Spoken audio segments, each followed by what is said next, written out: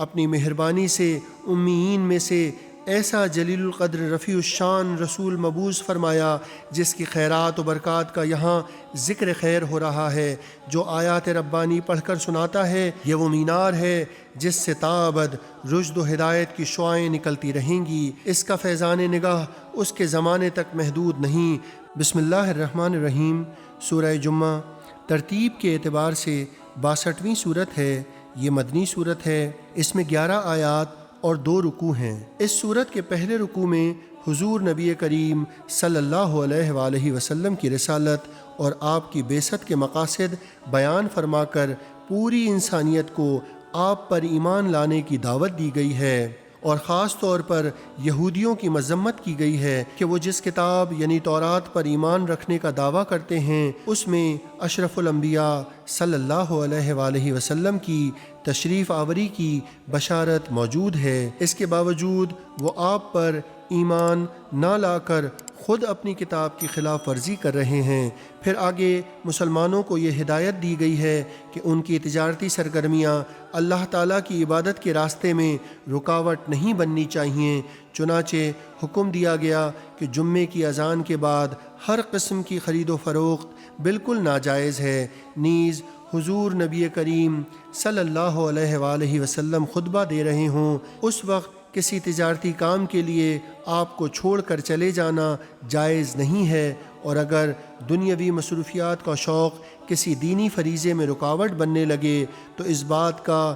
دھیان کرنا چاہیے کہ اللہ تعالیٰ نے مومنوں کے لیے آخرت میں تو جو کچھ تیار کر رکھا ہے وہ دنیا کی ان دل فریبیوں سے کہیں زیادہ بہتر ہے، اور دینی فرائض کو رزق کی خاطر چھوڑنا سراسر نادانی ہے، کیونکہ رزق دینے والا اللہ تعالیٰ ہی ہے، لہٰذا رزق اس کی نافرمانی کر کے نہیں بلکہ اس کی اطاعت کر کے طلب کرنا چاہیے۔ اس صورت میں اللہ تعالیٰ کی تسبیح اور اس کی صفات حمیدہ کا بیان فرمایا گیا ہے۔ اللہ تعالیٰ نے اپنی شان رفیع کے حکم کے بعد اپنے محبوب کریم علیہ التحیۃ وصلاۃ کے کمالات بیان فرمائے ہیں۔ امیین کا ذکر کر کے یہود کے اس زعم باطل کی تردید فرما دی جو یہ خیال کیے ہوئے تھے، بتا دیا کہ نبوت اللہ تعالیٰ کا فضل ہے اور وہ قادر مختار ہے، جس کو چاہے اپنے فضل سے سرفراز فرما دے، نہ کوئی اس کو ایسا کرنے سے منع کر سکتا ہے اور نہ کسی کو اس کی اس عطا پر معترض ہونے کا اختیار ہے۔ اس نے اپنی مہربانی سے امیین میں سے ایسا جلیل القدر رفیع الشان رسول مبعوث فرمایا جس کی خیرات و برکات کا یہاں ذکر خیر ہو رہا ہے، جو آیات ربانی پڑھ کر سناتا ہے۔ یہ وہ مینار ہے جس سے تا ابد رشد و ہدایت کی شعائیں نکلتی رہیں گی، اس کا فیضان نگاہ اس کے زمانے تک محدود نہیں بلکہ فیضان کا یہ چشمہ قیامت تک جاری رہے گا۔ جو خوش نصیب اس کی بارگاہ میں دامن طلب پھیلائے گا بامراد واپس آئے گا۔ مشرکین عرب کے علاوہ یہودی بھی اسلام کی عداوت میں پیش تھے، وہ ہر وقت اس میں مصروف رہتے کہ اسلام کی ترقی کی راہ میں رکاوٹ کی چٹانیں کھڑی کر دیں، بلکہ ان کا بس چلے تو باعث ایجاد عالم محبوب رب العالمین صلی اللہ علیہ وآلہ وسلم کی شمع حیات کو ہی معاذ اللہ گل کر دیں۔ ان کے بارے میں یہ بتا دیا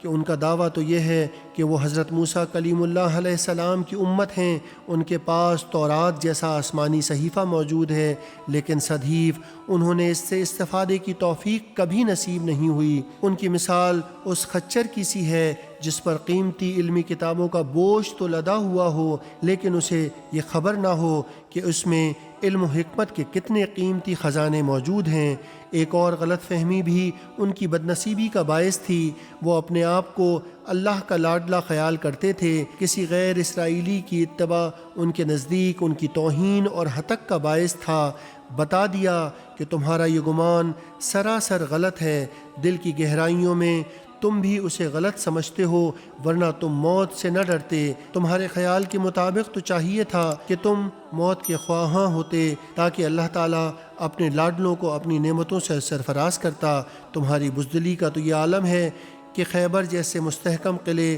اور جنگی ہتھیاروں کے انبار بھی تمہیں مرد میدان بننے کی عزت نہ بخش سکے۔ چونکہ دوسرے رکوع میں جمعے کے احکام بیان فرمائے گئے ہیں، اس لیے سورت کا نام سورہ جمعہ ہے۔